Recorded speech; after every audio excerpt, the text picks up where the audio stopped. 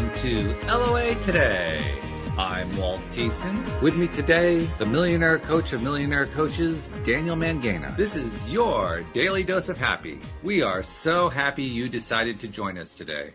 Sadly, Alex can't join us today, but she'll be back next week. But happily, Daniel can join us today, and that's actually a good thing, Daniel, for a couple of reasons, not the least of which is because this has been Tire Week here on LOA Today. Yeah. Just a week of Tire going. It has been entirely Tire. That's how it's been going. And I say it's fortuitous because Daniel's here because, of course, he's in the TYA Mastery. But I wanted to kind of pick your brain a little bit because I have my first private meeting with the stream about an hour and a half after this show today. And that I've been thinking about that one. I have, because it's not like doing an interview. I mean, I had the stream on yesterday. We had David on and we were talking about Taya and we had a stream session and so forth. That's different because in that case, I'm interviewing kind of on behalf of the audience and we're doing it for an audience. This is tonight this one's about me. And like, there's a piece of me that's saying, do I really want to know what the stream is going to tell me? And there's another piece of me that says, well, of course you do. That's why you signed up for this thing. You signed up for some, building and developing and growing and doing the kinds of things you've been wanting to do. So I've got two sides. There's like, the little devil here and the angel here and that kind of thing. So I wanted to ask you, do you remember your first private meeting with the stream and what that felt like? What your experience was when you went through that? I was quite tactical. You were tactical? Ooh. Yeah, because I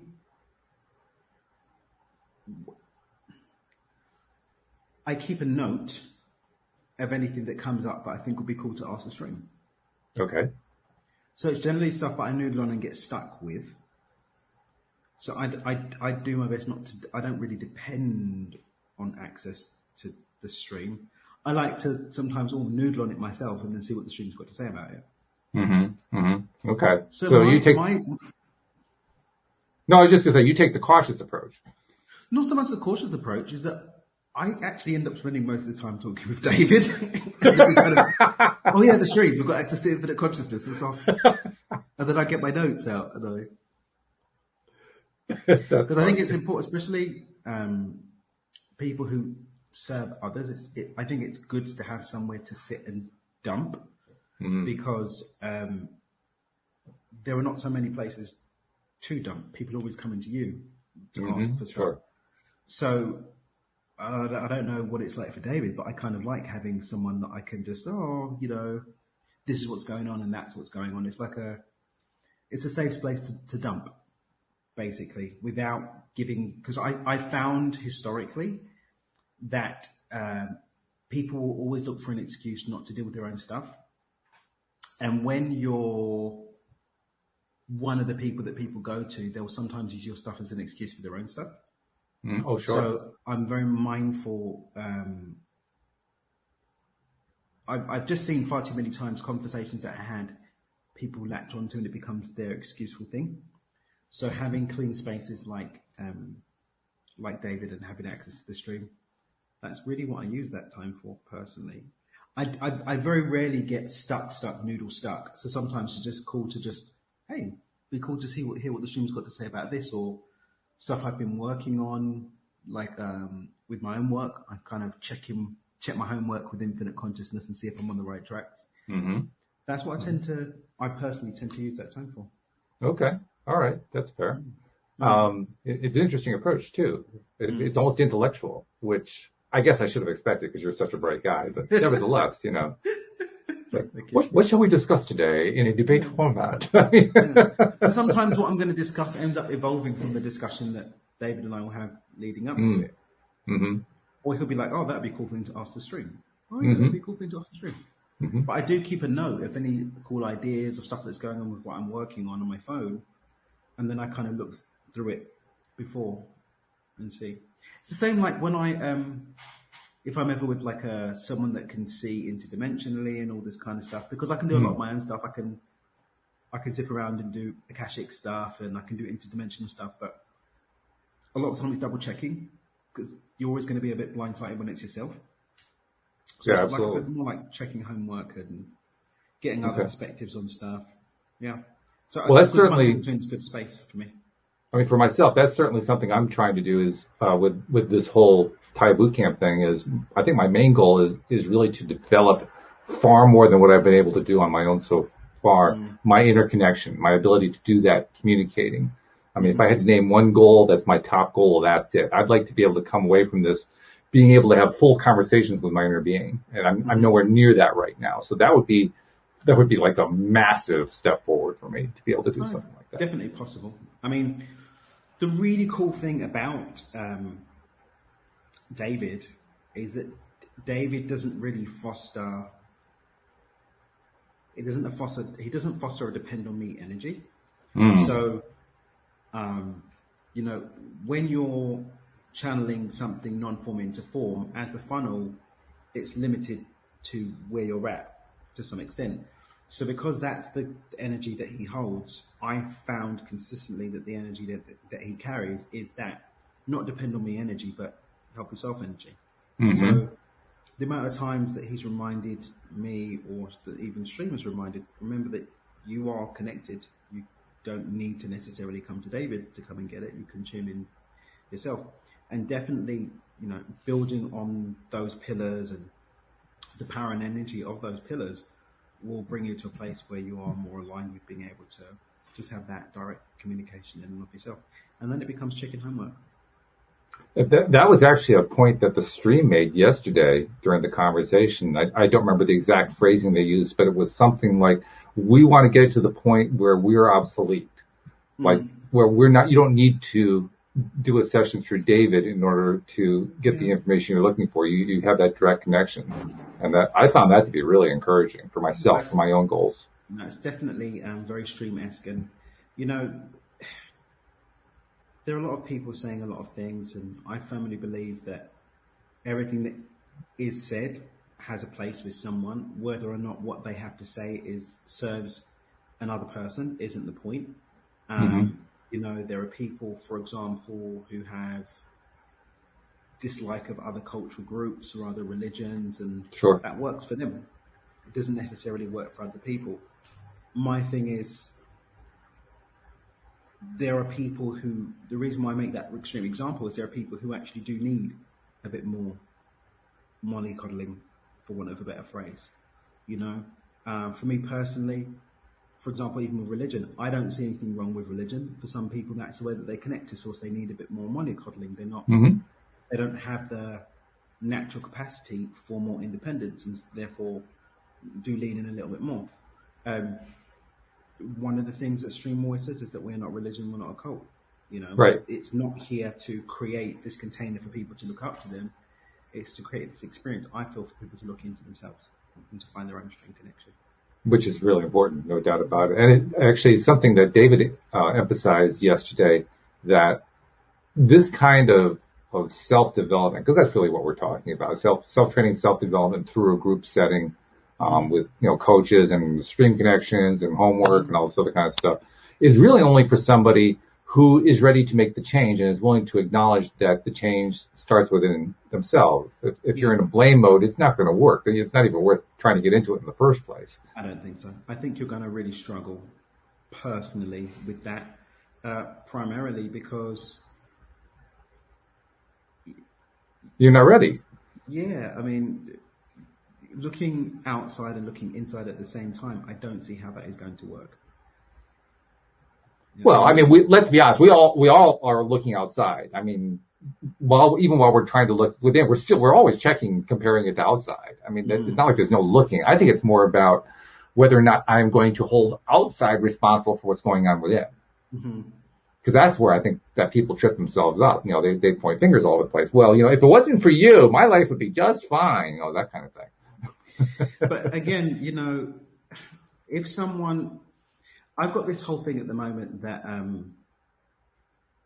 we don't create consciously from, and I want to say lower as in it's less important or less powerful or potent, but from a lower level of consciousness, as if we're measuring on a scale of access to deeper levels of consciousness. Okay. So when we are exhibiting behaviors, taking actions, or making choices of a certain nature, that's demonstrating, I feel, a deeper resonance with an egoic, carnal, three-dimensional level of being. Sure.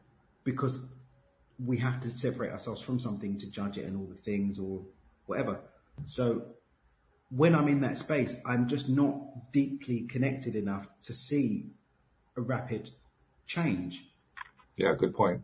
Because that momentum of manifestation that's happening already, I mean, without even getting to spirit, when we just get to the mind, we're not even getting into the spirit yet. We've got a rate of movement of 10,000 to 10 million times the speed of the conscious mind. Mm-hmm.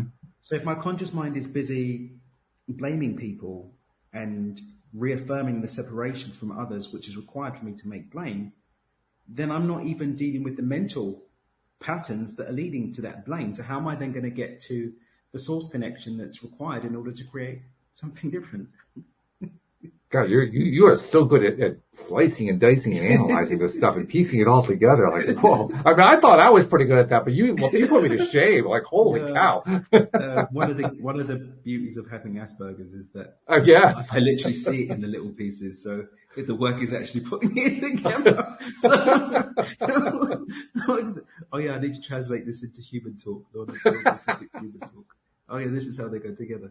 Because it looks like in my brain all these little pieces, and sometimes my sitting down is, yeah, that comes from there, that goes there. And, the work that I do with people is primarily just sharing what emerges from those conversations with myself, those conversations with the stream, for example, where I am going into a space where I can see how those pieces fit together. When I do my VIP days, it's so funny. People pay $2,000 to come and sit with me for 4 hours while I kind of experiment with stuff I've been playing with. It's just I hope this works because there's no money back, mate. Let's see how we go. No, but they end up, it's the cutting edge stuff of what I'm working on. We do them. I don't think we've got any more planned for the immediate future, but we have been doing them once a month for the past year or so. And it actually is really small group, normally about 8 people we let come and, we say, okay, this is what I'm experimenting on. Experimental visualizations, experimental teachings, experimental exercises, and we do some integration and it's crazy to see what emerges, because sometimes it's stuff that I've not really even settled with. And so the emergence is even for me on the other side of it, because then I get the clarity to integrate it myself. So well, isn't that the essence of what good teaching is, though? A good teacher is somebody who's equally able to learn at the same rate that they're able to teach, or if not faster. For me, that's the truth. I wouldn't generalize for me personally, but yeah, okay. I always speak to myself first. I'm going to be live on Instagram 30 minutes after we wrap up here. Mm-hmm. I don't know what I'm going to talk about. We'll see. I've got a list of ideas and I'll just hop on and I will piece together those ideas whilst I'm live on Instagram and see what happens. That's my process. Just open my mouth and see what comes out. It's very similar to my process. I mean, when I started the show today, I said, well, let's talk about TYA Bootcamp. And that was it. I mean, that was my entire plan for the day. But we'll see we'll always end up somewhere random. I always think it's funny when we've got this really clear idea of what we're going to talk about, and we end up somewhere completely. That's right. Yeah, no kidding. That's really true. That's part of the adventure, I think. Let me also ask you too about the TYA Bootcamp experience that you went through, because I'm starting first with, you had your first meeting with the stream, and then you started doing the processes, the what do they call the modules. And then you had your group coaching at some point and your individual coaching, all that.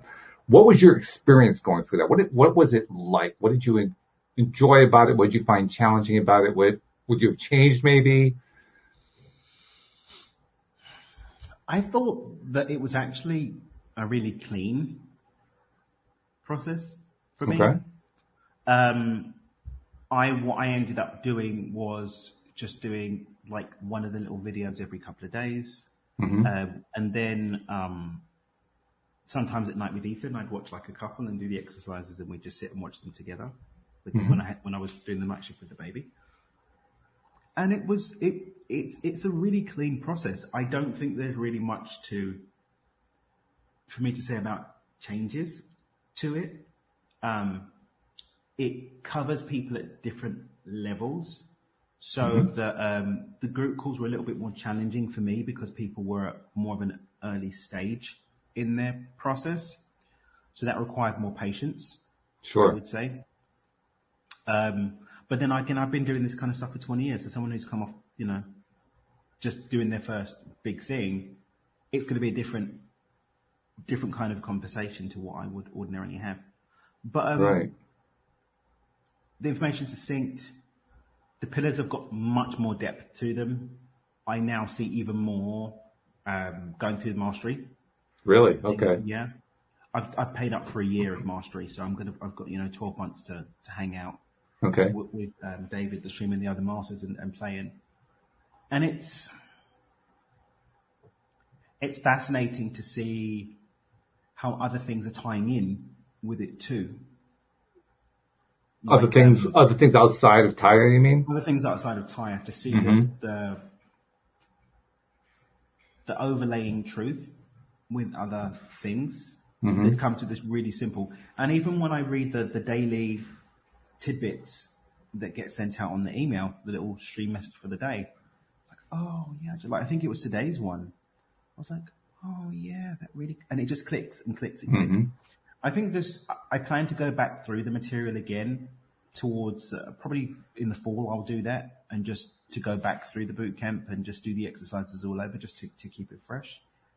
But certainly I found that it's an easy to follow program considering what it does. But you'll see that things will shake around a little bit. I found about halfway through things really started shaking up a little bit, but the support. When you say shaking up, what do you mean shaking up? Well, it feels like it kind of spikes your drink with new reflections on consciousness. It doesn't smash you over the head. Okay. It kind of just spikes your drink.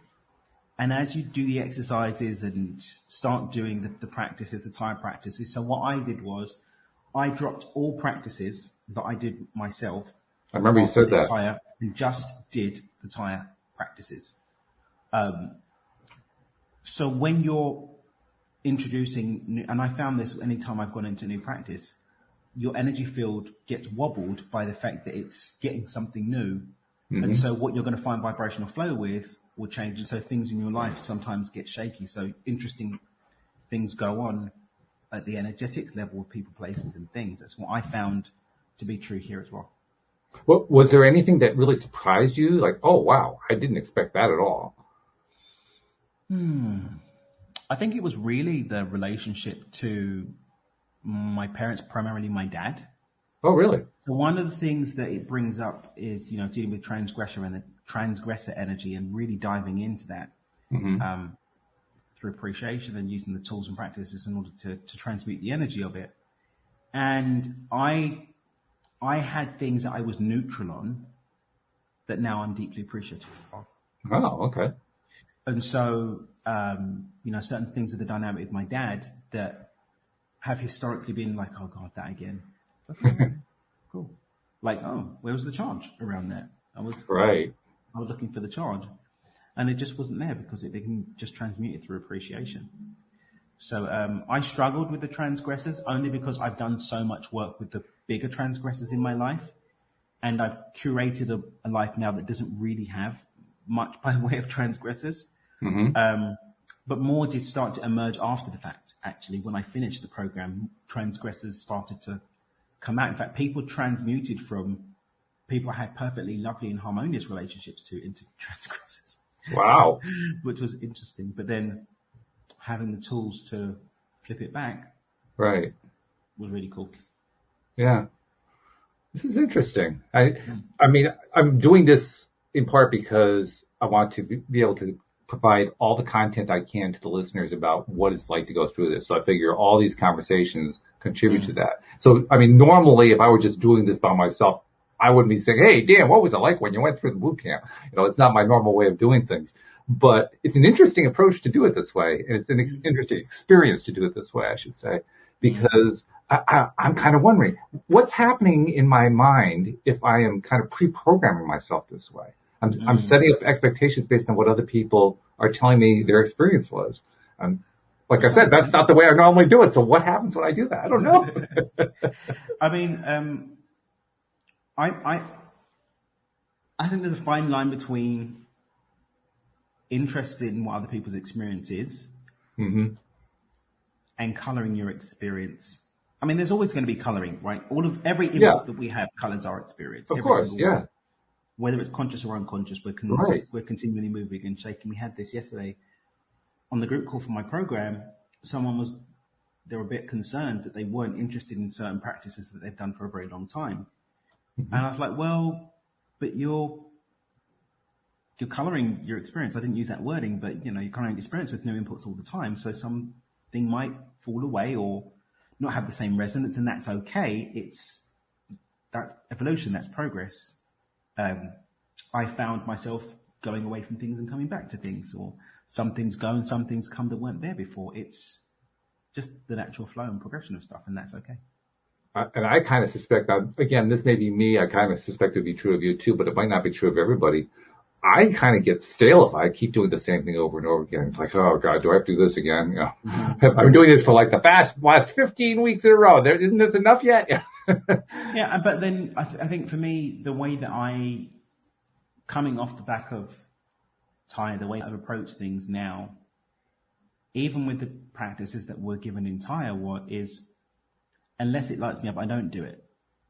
So anything that I feel that way about, I wouldn't be doing it anyway. It's only things that I really feel like doing that's what I'm going to do. Nothing else.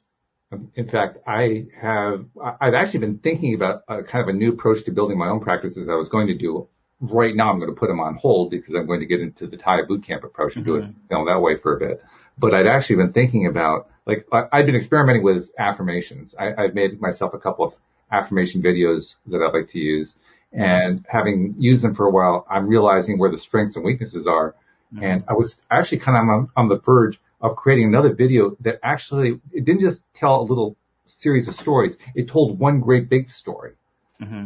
And I was really getting quite fascinated by that before TYA came along. I'm going to be curious to see if I still want that after the TYA Bootcamp experience. But the reason I came up with it though is because I was really entranced by the idea of, wouldn't it be great if I could be doing a daily practice that isn't just so repetitive, but actually it draws me in every day. And I get really excited and enthusiastic just because I love, playing this little storyline out and seeing where it goes and maybe even doing variations on it and so forth. And that's what was getting me excited about it. So I'm sorry, what you were going to say something, but I just wanted to. I was going to say that's part and parcel of the adventure I found, sort of just playing and seeing.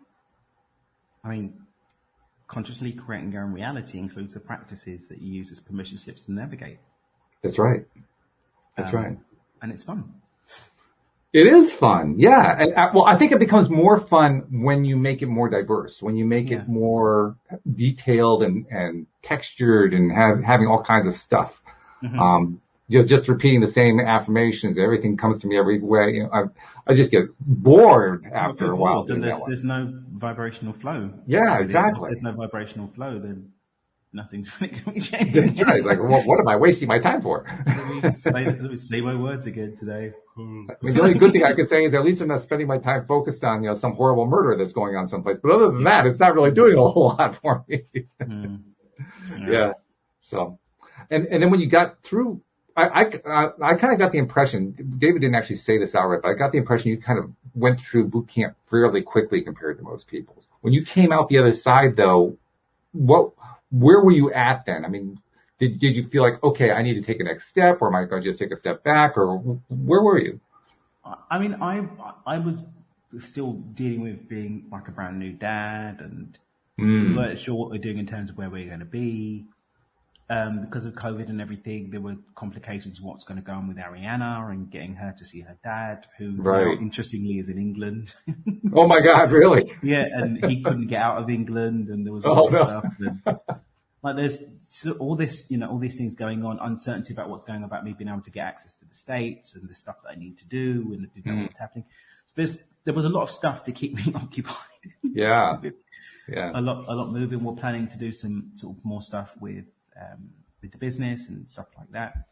So I didn't really sit around and muse. Ooh, bootcamp. It was kind of more of an integrated approach of, oh, okay, I'm looking at everything that is happening through a new lens now, a lens of appreciation, Okay. a lens of recognizing the contrast aspect, looking at my intentionality from a different perspective. And that's really what it's been. I also like the part where you talked about how you were doing some of the modules, some of the exercises while you were caring for Ethan. Yeah. And it made me wonder, I wonder how much of this Ethan's picking up. Like, do you get any sense that he's picking up stuff that you're studying? Did I ever tell you the story about when we were doing a remote healing and Ethan was there and he started lifting up his hands when everyone else did? No, I don't remember that one. Yeah. So we were doing a remote healing for a friend of mine. There was a load of us, and the person who was leading the meditation said, okay, like, lift your hands. And Ethan couldn't hear because I had my headphones in. And at the time, he lifts up his hands and he starts going like this with his hands. Wow. And then he kept doing that for days after, just looking at his hands like this and doing his hands like that. That's pretty cool. Yeah. But there's a lot of weird magic-y stuff going on in our house. So, and his mum meditated a lot when he was in the womb and doing all that stuff. And so it'll be a bit impossible for him not to get coloured by all of that. So. Well, I would think so. I mean, we hear lots of stories, lots of teachers talking about how, the earliest years, the person has just emerged into this world. They're still very heavily connected to source energy, to spirit. They haven't really been trained out of that yet. So there's a very live kind of connection going on there. And I would think, based on what I know about source so far, that becomes a conduit for whatever it is we're currently focusing on. Certainly, we know just from basic psychology and the psychology of parents and children and so forth that mothers especially, but also dads too, have a tremendous impact on an infant. And whatever your mind state is going to be directly impacted on the infant as well. But I would think there's also a transfer of information going on, which you kind of indicated with that story about the hands raised kind of thing. 100%. I mean, look, when we come back to remembrance that everything that we call physical reality is energy, just vibrating at a rate that makes it more dense, then a being that hasn't yet fully climatized to observing the dense reality and is more attuned to the truth of things will pick up more stuff going on. Right. I mean, I always care to remind myself that Ethan doesn't understand my words. He hasn't learned English yet. Well, at least he has indicated that. So, but he can feel the energy that I communicate with the words is what he's receiving, and meaning's going to get attached to that over time. Sure. He's then going to be able to repeat the transference of energy through meaning-laden words as he learns to speak. Which we could actually probably describe as meaning anyway. That's him already understanding the meaning. It's just not necessarily in a verbal sense. Yes, not verbal sense in English. Right. In English specifically. He still right. speaks energy. Right. So when energy is moving around, that communication is being picked up. Communication that we don't see. That's like this. I'm not plugged in. This data is coming to my computer through Wi-Fi. Right. I can't see it, but my computer can see it, and it's picking up that data and translating it. Yeah. I think that's what babies are. They're picking up true 5G. I have a 5G kid. Yeah, right. And not the harmful kind. Yeah, right. And over time, they'll start to connect that with words and make it more dense in terms of what they're communicating as they settle into the body more. That's what I feel is going on. So I think you're right. We were communicating healing. He's like, oh wow, there's some grooviness going on here. I'm gonna do this and see what happens. And he was really happy, sort of doing it. And now he just, for days, sometimes we just see him just looking at his hands and going like that. He didn't used to do that before. That's pretty wild. Yeah. So, okay. So let's fast forward a little bit. What was your decision-making process when you decided to jump up to mastery afterward? It wasn't. David's like, oh, we need to talk about mastery. Oh. Like we do. Okay. We had a call. He's like, so you're going to do mastery, right? I guess I am. Deeply thought out, I could tell. I guess that's what we're doing now. And then I was into the mastery. That was the process. But he doesn't make the offer to everyone, though. I know he really makes that to people that are gonna sort of groove into that, and we have fun at the mastery level. It's really cool. Well, I understand. I mean, you probably know I interviewed Kat Wanders on Tuesday, and I understood from her it's a very tight group, the mastery group. Yeah, with very odd humor sometimes. Okay. But that can be a strength or a weakness depending on how it plays out. I imagine with this group, it's probably a strength. Yeah, it's been cool to form bonds with people. I mean, Stacey was my time mentor as I went through the program. So I'd seen her buzzing around, but got the opportunity to sort of deepen connection with her. With that, Matt, I've known for years. Matt's the one who introduced me through. Mm-hmm.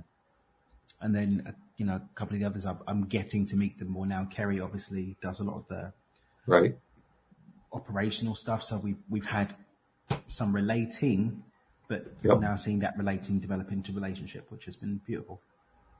That's really good. And I also get the impression that from what Kat was describing, that when the group also does a stream session, some pretty crazy things can come out of the stream on that. Yeah. He's just smiling. He won't even say it.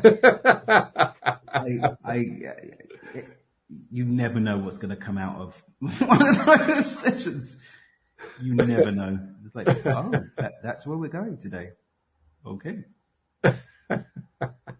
Cool. That's what we're going today. But it's fascinating to see. I sometimes need to take a nap after some of the stuff that comes out. And the energy is a little more palpable. Yeah, the energy is a little more palpable as well. Mm-hmm. A few of the guys even get into meditative position while the stream's going. And yeah. It's palpable. I'll say that. Wow. All right. Well, I have to say, this is an interesting thing I feel like I'm on the threshold of entering into. So it's going to be fun to see how this plays out. You'll have fun sort of asking your cool questions and then going through the material and having that experience as you ride along is it's interesting. It is interesting. I always flinch when I hear the word interesting, because interesting can mean a lot of different things. It's positively interesting. Positively, okay. Well, that's good. That's good. Yeah. Flinch, not my friend. It's expensive. Good. Okay. But you understand what I mean, that, different people can have different interesting experiences. And I'm not sure I want all the interesting. I've been experiencing a lot of interesting ones lately, and they weren't all that interesting. I'll tell you one that's been going on. It's directly involved with the business that I run for Louise. We have hired 3 people this year, 3 new gardeners to be part of the team, and they're all working out really well. They're doing very, very well. I've been getting good reports on them. The rest of the team likes them, all that kind of stuff. And then 2 of them this week, one suffered an injury, and it was actually a week ago that she suffered it. She suffered an injury, and the second one thought she had an injury. She ended up with a tick bite that ended up giving her Lyme disease. And both of them are very upbeat. They're very positive. They're great contributors to the team. The first one has some difficulties because she's a single parent, so she's dealing with single parent stuff. Mm-hmm. But it was kind of like out of the blue. And we've never had a workers' comp situation before, workers' compensation. We've never had that. And here we have 2 in a week. And I'm thinking, so we got some... everything. You got employee insurance? Yeah, I've got the insurance for that, right? But I've never had to file one before. I mean, we've had that for years. Years and years, never had a single incident, and all of a sudden 2 in 1 week with 2 model employees. And I'm thinking, okay, Walt, what did you do to attract this? Because I can't explain it any other way. That's what I mean by interesting that can go, the other direction. It's certainly interesting, but yeah. But the tire perspective will be that it's still expansively interesting because we expand through the contrast and the obstacles. I'm sure it is. Yeah. I'll be glad when the expansion is done. No, it's working out well. I mean, that's actually for me, I think the biggest thing I'm getting out of it is I am recognizing that there's also a couple other things going on that I won't get into here on the show, but there are things going on that are kind of creating a flow, a flux actually. There's like a, what'd you call it before? A wobble. There's a wobble going on where I'm not really sure who I have as staff day to day. And there's a thing going on with what the flow of customers coming in are. So on the one hand, if I went into the fear mode, I could fear either that we're going to run out of customers or we're going to not have enough staff, either direction. I could go into either one of those fear directions. And instead, I'm constantly reminding myself, this is all part of the LOA experience where stuff happens and you just ride it out and you trust that it's all going to play out the way you need it to play out. And it feels like a lot to go through it, but that's what I'm trying to stay on right now. And so far, it's looking good. Well, I definitely say that flip side perspective definitely has something to do with it, as in the tire journey, because the flip side perspective is how you view all of that stuff. More and more what I'm finding in my journeys I delve into mastery and even the stuff I'm exploring in my own life, which is heavily colored by the mastery work, it's that experiences will be experiences. And ultimately, what we have our dominion over is our viewpoint and response to experiences. Right. But our response doesn't necessarily change the experience directly. It just, again, reflects our perspective on the experience. It's the movie's going on anyway. Right. Yeah. It's more like we're in the boat that's bouncing up and down on the water and we're just deciding how we're feeling about being in the boat. Yeah. It's not that we're changing the water in any way. No, the water's going to be what the water is. Now, if we were to return back to completed state, then obviously we are more holy and without illusionary separation to the boat, the water, the sky, the fish, the waves, and all the things. But the level of illusion, the level of physical form, there is an apparent separation. And that apparent separation gives us the opportunity to look back and refer at these things. And I've been playing with this whole idea recently of omniscience exists only because of our perspective. Right. Sure.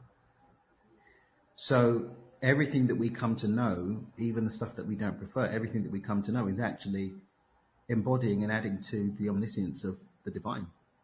Oh, okay. Okay. Which can't exist without our perspective, because our perspective presents another thing in all things that the divine knows in its omniscience. That's interesting. That's a good viewpoint, but it's interesting because it basically shows how omniscience really depends on an infinite number of perspectives.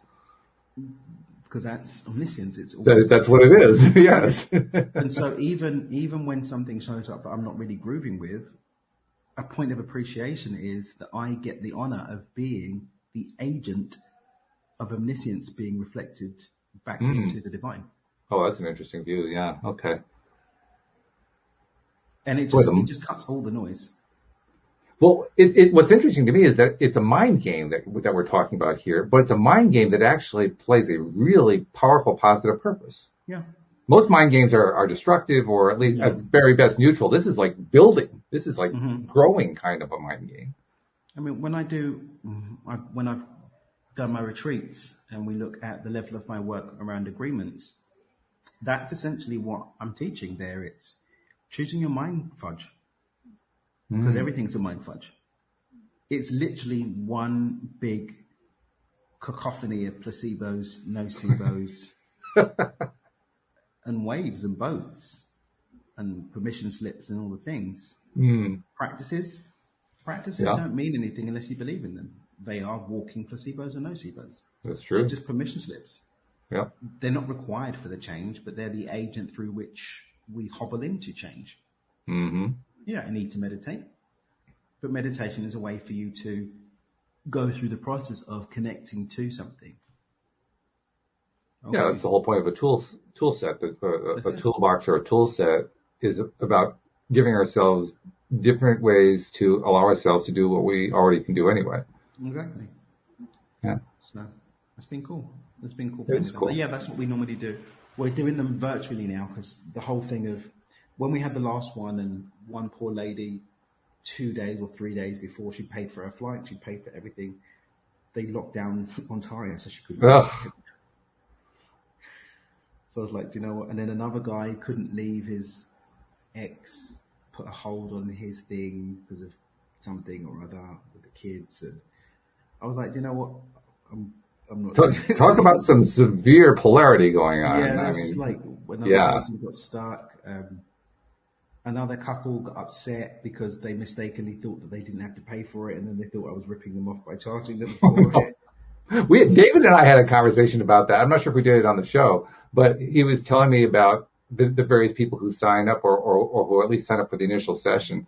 And there was this one guy apparently who thought that it was absolutely immoral to ever charge for any help with anything spiritual and got really offended when the whole topic came up. And of course, I'm trying to politely smile rather than burst out laughing at it. But it's bonkers. I mean, we sort of cleared that up, but there was still bitterness there. But we just basically, we had like a sold out thing that ended up going down to half the number. And then 2 people then signed up at the last minute. It was just really interesting. And I was like, you know what? This is an awful lot of faffing around because I need to arrange chef in advance and make sure that my dietary things are done and accommodation and things. So like, you know what? I'm just going to do it virtually for a little bit until... It's cleaner. That's for sure. It's a lot simpler. So yeah, the one in July, the weekend of the 9th of July is going to be virtual. It also means I can have more people.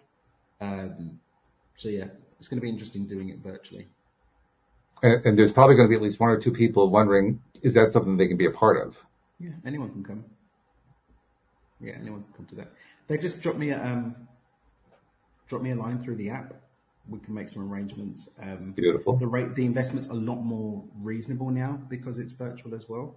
Than people coming and, I mean, to put it into context, we have a luxury house with a private chef, and we normally do cool things like rent a boat and go out to the thing. So the investment is normally a lot more when it's in person. But for the virtual, because I can open up the numbers, be compensated for the time, and we've got less costs, we've made it a lot more nominal. So if anyone's interested, just send a message through the app. There's plenty of space.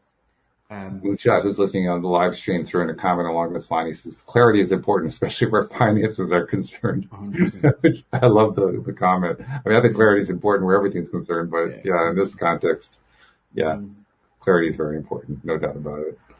Oh, well, clarity is like, that's high vibration. So, clarity on everything I think is wonderful. The more clarity I get, the better off I'm doing. He asked which app. He's talking about the Elevate Today app. There's my cue right there to talk about the Elevate Today app right there. Someone else for doing the segue. Absolutely. So yeah, very simple. Just download the Elevate Today app on iPhone or on Android, either one. You can find it in the App Store or the Play Store. Just look for Elevate Today. And it's got a whole bunch of stuff in there. There are a couple of contributions from Daniel. There's his ebook, The Money Game. There's also a condensed version of his regular book in audio form, Beyond Intention, based on the Stepping Beyond Intention book. There are a couple of other ebooks. There's one by Cindy Chavez. There's one that I edited. That's a collection of manifestation stories. There's a video course from Linda Armstrong. And there's also the opportunity to reach out to people. So he was suggesting that you could reach out to him through the app because you can just go to the form that is a contact form and tap the button for Dan and then type your message and it goes right to Dan. So yeah, take advantage of the LOA Today app for that. It's free, and it's basically the go-to for everything that you can possibly find that we've put out for public consumption on a permanent basis, shall we say, Yeah. here on the show. So take advantage, absolutely. And share it with a friend too. Yeah, and lovely built by the hands of Walt. So please do rate. In fact, you know what? I don't even know if I've rated the app. I appreciate it if you would. I'm going to make sure that I've rated the app. I'm going to make a note. In fact, where's my I'll tell you something. Not only was it lovingly created by me, it was my first successful phone app. It was the first one I ever successfully created. I failed a couple times, but yes, that's right. The LOA Today podcast app, Moonshot, that's the one. And I was proud of myself that I was able to do it. It took me about 2 years to learn how to make the darn thing. But you did. And I did it. And afterward I said, how on earth did I do that? But it was a good learning experience. Which is becoming of Mr. Walt. Well, I'll tell you this. There are a lot of people who are app developers who have developed pretty good careers doing it because it is not an easy thing to do. So I appreciate what they go through. And I'm completely a beginner compared to them. But, hey, I'm proud. I got my app out. And it works. And it is not breaking people's phones. That's a big part right there. So, yeah, good stuff. All right. So, we've talked a bit about the boot camp, and we talked a little bit about experience with the mastery program. It's probably way too soon to ask this because you just embarked on another year of the mastery program. But what do you think happens after that? Where do you go with that, do you think? From what I'm seeing, you live your life and continue to enjoy that adventure and just doing it through this new lens and perspective. That's what I'm finding. Other stuff that I'm doing, and I'm constantly taking on new adventures. I've always got like a major development material that I'm into, always reading, always got some kind of coaching or tutelage that I'm under. So there's always expansion going on, but I'm doing it all through this new lens. Right. Even going back into older stuff that I've done and looking back at that through the new lens I've got on my books as well. That reminds me, that was another question I was going to ask you. When you first signed on for boot camp and then later on when you signed up for mastery, now you already told the story about how David said, oh, you're going to do mastery, right? And so you just kind of slipped into it. But let's go back to the beginning of boot camp. Did you have something you were working on, some goal you were trying to achieve? Like, I want to be able to get to X. I want to be able to do X by the time I'm done here. I was kind of like faffing around for like a year or something in and around the boot camp thing. And then the time came and just felt, okay, I'm going to do that now. Okay. More like going with the flow than anything. Yeah. I had the space to actually, because I'd slowed down and stopped a lot of stuff coming up to where Ethan was going to be coming around. So I had that open space. December, I normally take off completely. This year, I'm taking off from the second half of October. I'm not going to be doing any workshops. I'm not going to be doing, unless it's like a really, really good speaking opportunity. I'm probably not going to be doing it. I have podcasts in the bank. I'll do the odd piece of content, but I'm certainly not going to have the same schedule that I have now. Okay. By way of like podcasting and stuff like that, it's going to be. Well, I'm forewarned then. With December, everyone in the whole house has got their birthday the first half of December, and then before Christmas. So it just made sense. November, potentially when we want to go away. So yeah, I had the space anyway because it was December. So I was like, oh, okay. Moonshot asked a question. Are we talking about living the surrender experiment? Is that what you're talking about? No, it's just having time off.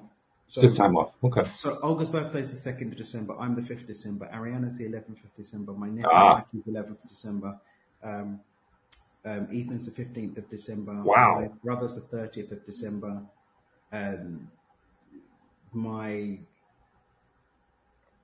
Anyway, it's a lot of. Apparently. Yeah. You guys have the corner on the December concession going on there. The December concession. Then there's Christmas. Then there's New Year's. Then coming into January, everyone's kind of busy, so there's not much point really doing much of anything. So I'm going to take that time off, probably work on the book, which I was going to release this year, but now we pushed it back to next year. Okay. But yeah, have a lot of stuff in the can, even in terms of social media. I may still do the lives because I've been enjoying doing the live content. We've been getting some really good numbers. Anything from 500 to 1,000 people coming to our Instagram lives when we do them. Really good. Pretty cool. Yeah. So yeah, I think I may just slow down and maybe just do one instead of doing them as regularly. But I'll just go with what feels right. But I certainly won't have any fixed stuff. There won't be any group coaching going on. I won't be all my one-on-one clients will be closed off come October, so that I've got a nice open schedule. Second half of October, November, December, and then kick it back up again in January. Okay. And you actually reminded me, I'd forgotten that you were working on the book. And a little bit disappointed to hear it's going to be a ways out before we get to see and hear about it. But can you give us any advanced, hints, like a little teaser video kind of thing?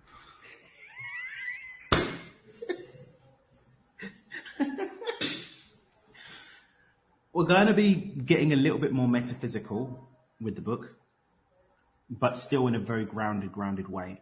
So showing the parallels between ideas such as thought forms and giving you a grounded way to connect with them, some ways that you can make sense of them and how it loops into what actually manifests for you.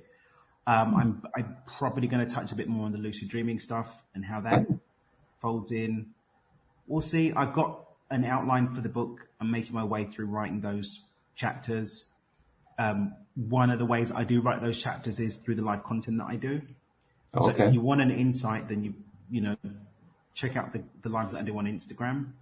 Okay. Because Here's a good hint. those are quite directed. Also, when I'm doing the course for my accelerator program, the guys in my accelerator, those explore that level of content too, because the questions that they're asking as well gives me the chance to dig deeper and make sure that it does make sense. And then that's all getting converted and transcribed into book. But I've got the narrative, I've got the flow of what the book is. We're going through the flow funnel at a much deeper level.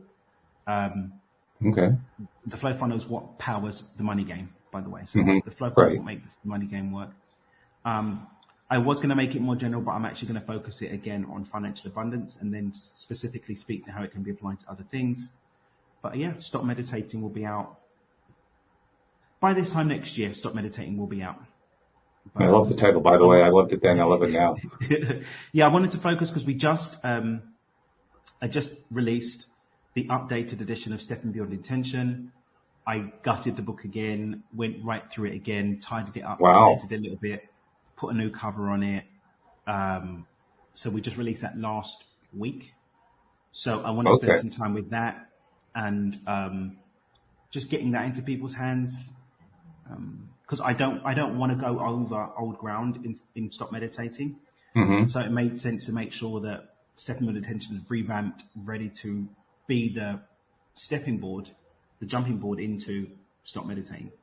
I also re-gutted the Money Game book, just cleaned it up, really cleaned it up again, made sure that we spoke to the money DNA and some of the other concepts and just brought that up to date.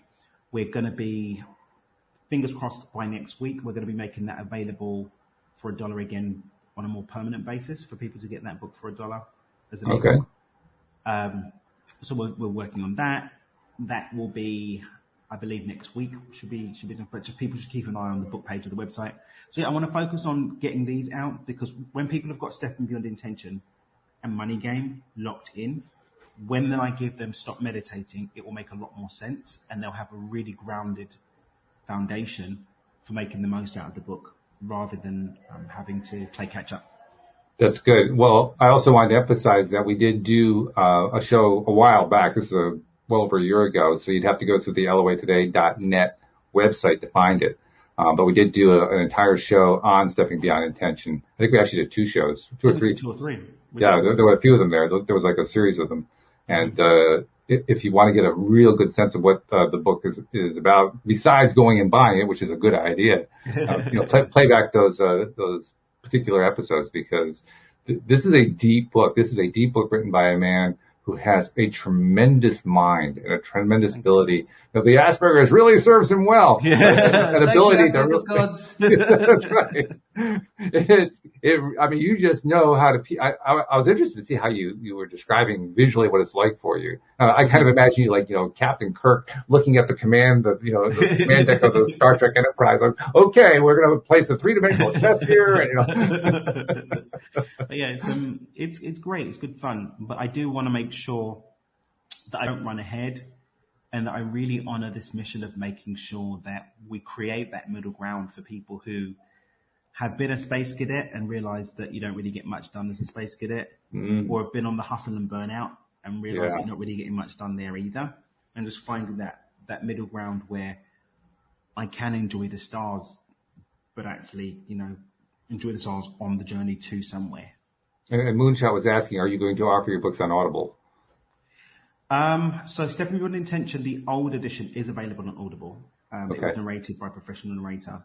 I actually am going to be recording Money Game. We were in Mexico City, so I wanted to start it this week, but we ended up in Mexico City for the first half of the week.